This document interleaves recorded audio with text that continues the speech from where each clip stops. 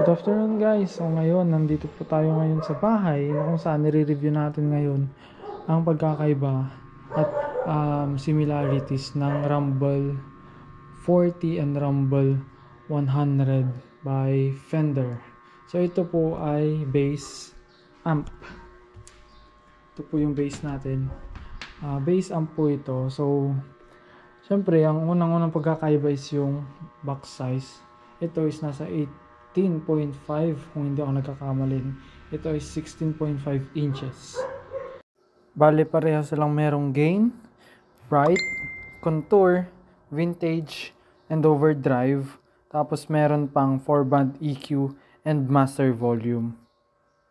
Sa likod ng Rumble 40, meron lang siyang aux-in, phones, foot switch, and line out with ground lift. Sa kabila naman sa Rumble 100, meron siyang effects, send and return. So the rest meron na din ang Rumble 40.